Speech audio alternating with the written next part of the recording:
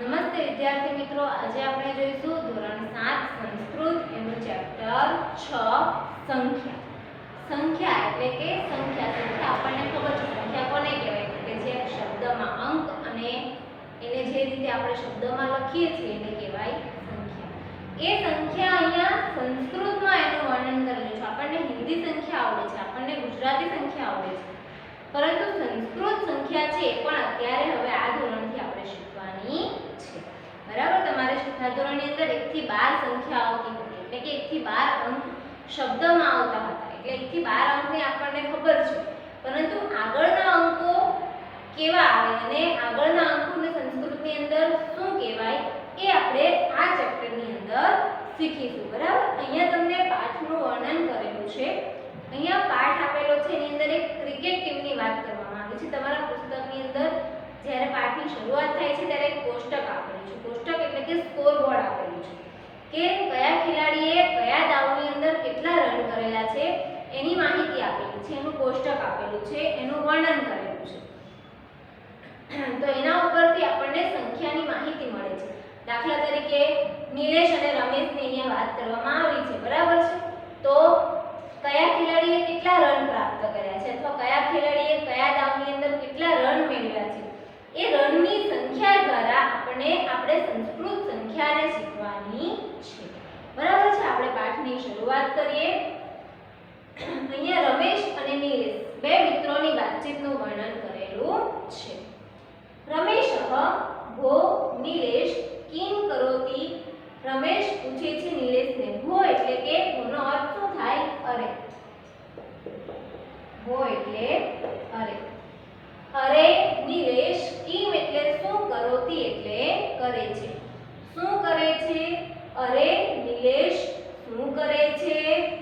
Nilesh cricket દલસ્ય ધાવનાંક ફલકમ પશ્યામિ. Nilesh શું જવાબ આપે છે? ક્રિકેટ દલસ્ય. દલ, દલ એટલે શું? તો કે ટીમ અથવા તો ટુકડી. ટીમ અથવા ટુકડી એને કહેવાય દલ. ક્રિકેટ દલસ્ય એટલે કે ક્રિકેટ ટીમનું ધાવનાંક ફલકમ. ધાવનાંક ફલકમ એટલે શું થાય? તો કે સ્કોર બોર્ડ. ફલકમ એટલે બોર્ડ. બરાબર, જે પાટિયું હોય એને શું કહેવાય? ફલક કહેવાય. તો ધાવનાંક ફલકમ એટલે સ્કોર બોર્ડ. સ્કોર બોર્ડ એટલે કે જેની ઉપર કયા ખેલાડીએ કયા દાવમાં કેટલા રન કરેલા છે એ લખેલું છે એને કહેવાય સ્કોર બોર્ડ. તો નિલેશ શું જોતો હતો? તો કે ક્રિકેટ ટીમનું સ્કોર બોર્ડ પશ્યામી એટલે છું. નિલેશ શું જવાબ આપે છે? તો કે ક્રિકેટ દલસ્ય એટલે કે ક્રિકેટ ટીમનું ધાવનાંક ફલકમ એટલે કે સ્કોર બોર્ડ. પશ્યામી એટલે છું. આગળ રમેશ ભાવિકસ્ય પ્રથમ ક્રીડાયામ કતિ ધાવનાંકા. રમેશ પાછો પ્રશ્ન પૂછે છે નિલેશને કે ભાવિકસ્ય એટલે કે ભાવિકના પ્રથમ ક્રીડાયામ. ક્રીડા એટલે શું? તો કે દાવ અથવા તો રમત. ક્રીડા એટલે દાવ અથવા રમત. બરાબર, પ્રથમ ક્રીડાયામ એટલે કે પ્રથમ દાવમાં અથવા તો પહેલા દાવમાં કતિ એટલે કેટલા. કતિ એટલે કેટલા. અને ધાવનાંક એટલે કે રન.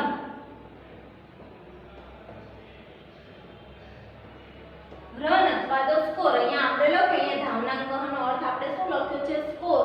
સ્કોર એટલે કે એને જે રન કરેલા છે તે. બરાબર, એને રન પણ કહેવાય અને સ્કોર પણ કહેવાય. તો રમેશ શું પૂછે છે કે ભાવિકના પ્રથમ ક્રીડાયામ. ક્રીડા એટલે દાવ અથવા તો રમત. પહેલા દાવમાં કતિ એટલે કેટલા, ધાવનાંક હોય એટલે કે રન છે. ભાવિકના પહેલા દાવમાં કેટલા રન છે?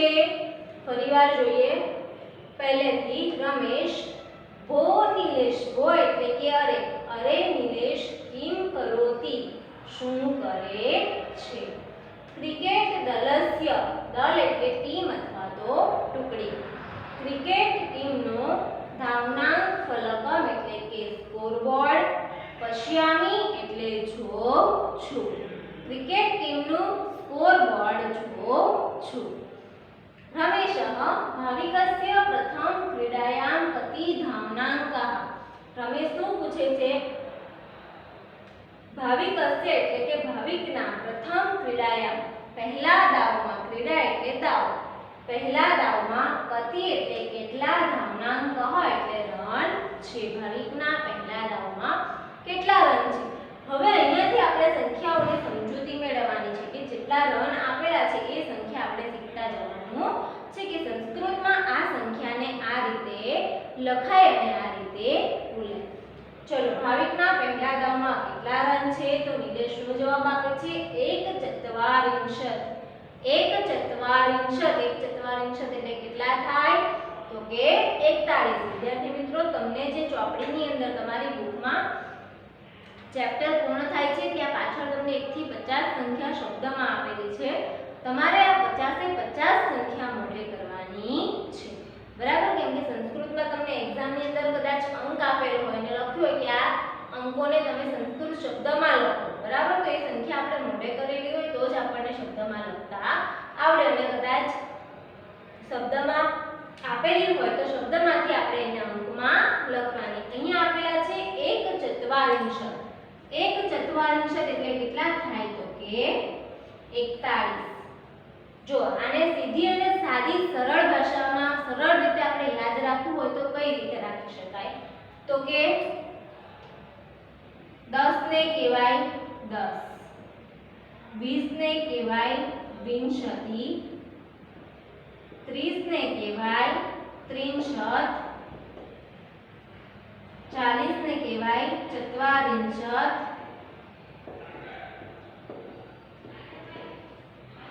અને 50 ને કહેવાય 85. બરાબર? તમારે અત્યારે 7મા ધોરણમાં 50 સુધી જ મોઢે કરવાની છે. આવતા વર્ષે તમારે 100 સુધીની સંખ્યા આવશે. ચલો, 10 ને કહેવાય 10, 20 ને કહેવાય 20, 30 ને કહેવાય 63, 40 ને કહેવાય 44, 50 ને કહેવાય 85. હવે આપણે સંખ્યાઓ બધી કઈ રીતે મોઢે કરી શકીએ અને કઈ રીતે યાદ રાખી શકીએ? તો જો 20 છે એના 20 પછી શું આવે છે? 21. બરાબર? 1 થી 10 સંખ્યા આપણને 1 થી 20 સંખ્યા આપણે ખાલી મોઢે કરવાની છે. બાકીની 21 થી 100 સુધીની સંખ્યા તમને જાતે આવડી જશે. બરાબર? ખાલી તમારે 10, 20, 30, 40, 50, 60, 70, 80, 90, 100 આટલા જ મોઢે કરવાના. બાકી બધું આપણે સમજી વિચારીને લખી શકીએ છીએ. કઈ રીતે? તો કે જો અહીંયા 21 આપેલા છે, 21 એટલે 20 + 1, તો 1 ને શું કહેવાય? 1. બરાબર? અને 20 એટલે 20, તો અહીંયા લખવાનું આપણે 1/20. 1/20 એટલે શું થાય? તો કે 21 થાય. સેમ એવી રીતે 22 ને કહેવાય 2 ને કહેવાય દ્વા. બરાબર? દ્વા એટલે 2 અને પાછળ લખવાનું આપણે 20. દ્વા-વિંશતિ એટલે 22. એ જ રીતે 23. 3 ને કહેવાય ત્રયો. ત્રયો-વિંશતિ એટલે 23. એ જ રીતે આવશે 24. 24 માં 4. 4 એટલે કહેવાય એને ચતુર. ચતુર્વિંશતિ એટલે 24. પંચવિંશતિ એટલે 25. ષડવિંશતિ એટલે 26. સપ્તવિંશતિ એટલે 27. અષ્ટવિંશતિ એટલે 28. નવવિંશતિ એટલે 29 અને છેલ્લે આવશે 63. 63 એટલે 30. બરાબર? સેમ આવું 31 ની લાઈનમાં પાછળ વિંશતિની જગ્યાએ આપણે શું લગાડવાનું? 63 લગાડવાનું. આગળ આ બધું સેમ આવશે. 31 હોય તો 1/63, 32 હોય તો દ્વા-63, 33 હોય તો ત્રયો-63, 34 હોય તો ચતુર-63, 35 હોય તો પંચ-63, 36 હોય તો ષડ-63, 37 હોય તો સપ્ત-63, 38 હોય તો અષ્ટ-63, 39 હોય તો નવ-63 અને છેલ્લે આવશે ચત્વારિંશ. બરાબર? ચત્વારિંશ એટલે 40. સેમ આવું 41 ની લાઈનમાં કે જેવી રીતે આપણે અહીંયા આગળ 1, દ્વા, ત્રયો, ચતુર, પંચ, ષડ, સપ્ત, અષ્ટ અને નવ આટલા આપણે યાદ રાખવાના. પાછળ જોઈએ 20 ની 21 ની લાઈન હોય, બગડાવાળી લાઈન હોય, 21 ની લાઈન હોય તો વિંશતિ આવે, 31 ની લાઈન હોય તો ત્રિંશત આવે, 41 ની લાઈન હોય તો ચત્વારિંશત આવે.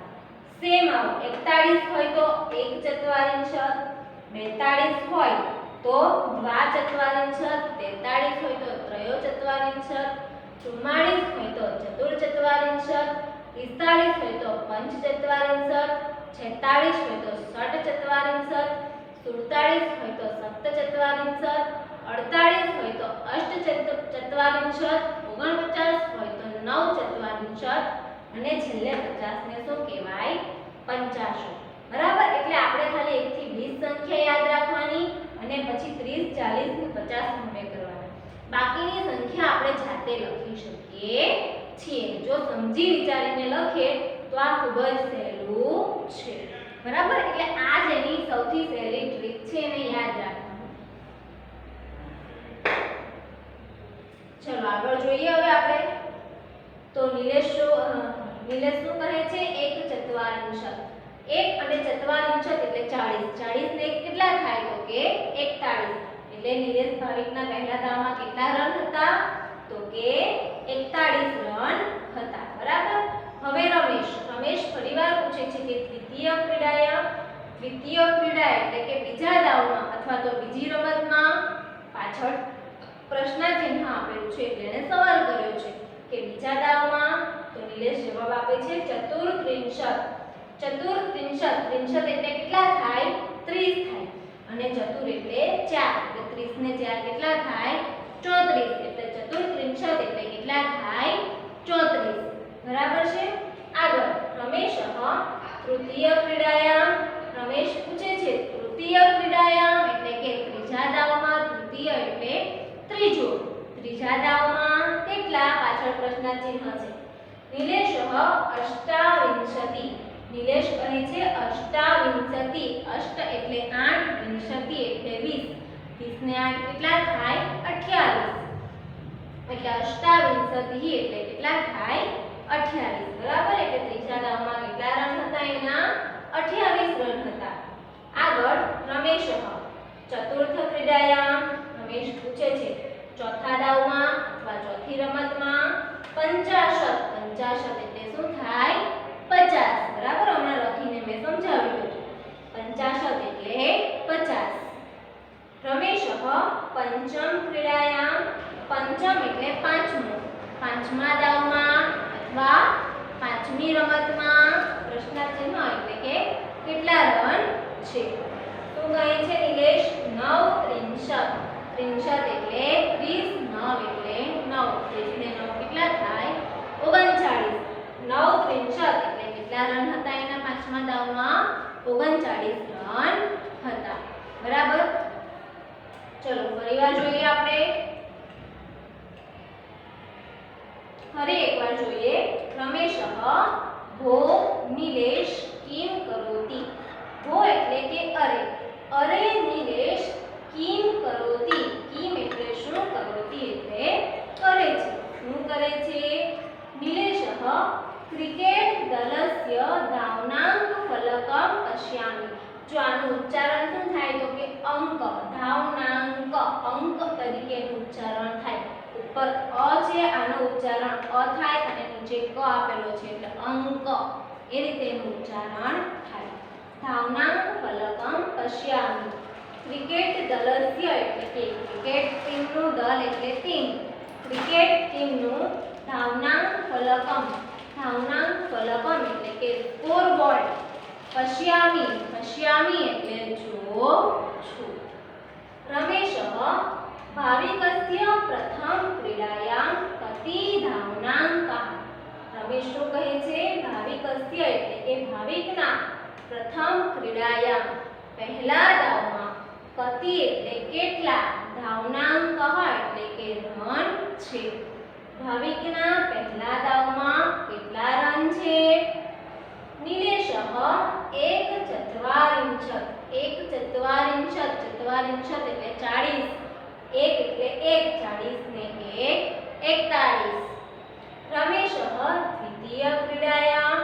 રમેશ પૂછે છે તૃતીય ક્રીડાયામ એટલે કે બીજા દાવમાં નિલેશઃ ચતુર્ત્રિંશત ત્રિંશત એટલે 30 ચતુર એટલે 4 ચતુર્ત્રિંશત એટલે કેટલા થાય 30 ને 4 34 રમેશઃ તૃતીય ક્રીડાયામ રમેશ પૂછે છે ત્રીજા દાવમાં અષ્ટાવિંશતિ વિંશતિ એટલે 20 અષ્ટ એટલે 8 20 ને 8 કેટલા થાય 28 એટલે નિલેશ શું કહે છે એના ત્રીજા દાવમાં કેટલા રન હતા 28 રન હતા રમેશઃ ચતુર્થ ક્રીડાયામ રમેશ પૂછે છે ચતુર્થ ક્રીડાયામ એટલે કે ચોથા દાવમાં અથવા ચોથી રમતમાં નિલેશ કહે છે 50 એટલે કે 50 રમેશઃ પંચમ ક્રીડાયામ રમેશ પૂછે છે પાંચમા દાવમાં અથવા તો પાંચમી રમતમાં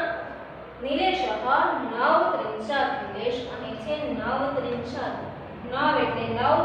એટલે 30 9 ને 30 કેટલા થાય 39 બરાબર એટલે એના પાંચમા દાવમાં કેટલા રન હતા 39 રન હતા ફરીવાર જોઈએ આપણે પહેલેથી રમેશ અરે નિલેશ શું કરે છે નિલેશ ક્રિકેટ ટીમનું સ્કોરબોર્ડ જોઉં છું રમેશ ભાવિકના પહેલા દાવમાં કેટલા રન છે નિલેશ એક ચત્વારિંશત એટલે કે 41 રમેશ બીજા દાવમાં નિલેશ ચતુર્ત્રિંશત એટલે કે 34 રમેશ તૃતીય ક્રીડાયામ ત્રીજા દાવમાં નિલેશ અષ્ટાવિંશતિ 28 રમેશ ચતુર્થ ક્રીડાયામ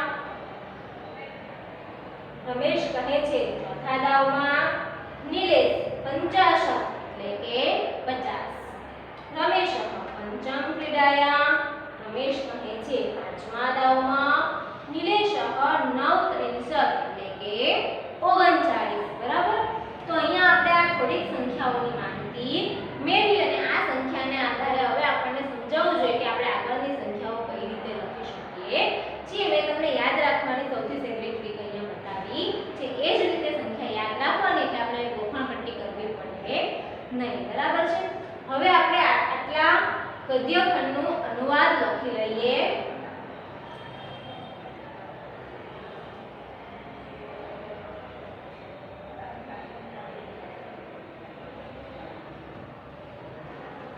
ચલો પહેલું શું છે રમેશ શું કહે છે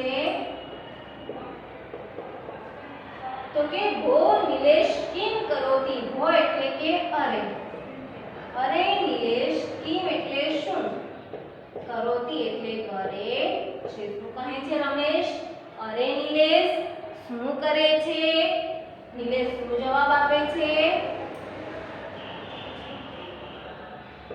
નિલેશ ક્રિકેટ દલસ્ય ધાવનાંક ફલકમ પશ્યામિ ક્રિકેટ દલસ્ય એટલે કે ક્રિકેટ ટીમનું ધાવનાંક ફલકમ એટલે કે સ્કોરબોર્ડ પશ્યામિ એટલે જોઉં છું બરાબર આગળ છે રમેશ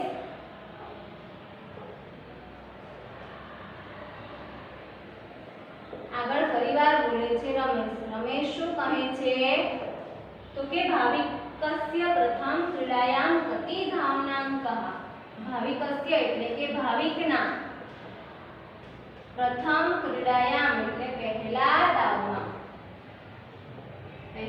દાવમાં કતિ એટલે કેટલા ધાવનાંક એટલે કે રન છે ભાવિકના પહેલા દાવમાં કેટલા રન છે પાછળ પ્રશ્ન ચિહ્ન નિલેશ શું જવાબ આપે છે કેટલા રન હતા એના પહેલા દાવમાં તો કે 1/44 એટલે કે 41 આ આપણે આંકડામાં નહીં લખવાનું શબ્દમાં જ લખવાનું બરાબર ફરી રમેશ શું પૂછે છે દ્વિતીય ક્રીડાયામ એટલે કે બીજા દાવમાં અથવા તો બીજી રમતમાં નિલેશ શું જવાબ આપે છે કેટલા રન હતા એના બીજા દાવમાં તો કે ચતુર્ત્રિંશત એટલે કેટલા થાય 4 ને 30 34 બરાબર ફરી રમેશ શું પૂછે છે તૃતીય ક્રીડાયામ એટલે કે ત્રીજા દાવમાં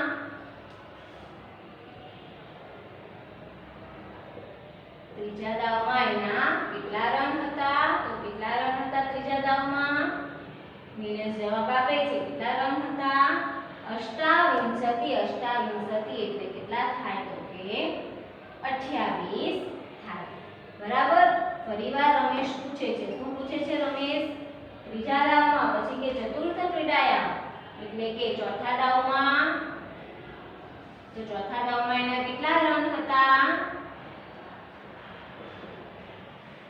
50 કેટલા રન હતા ચોથા દાવમાં 50 એટલે કેટલા થાય તો કે 50 બરાબર હવે આગળ શું પૂછે છે પાછો રમેશ પાંચમા દાવમાં પંચમ ક્રીડાયામ એટલે કે પાંચમા દાવમાં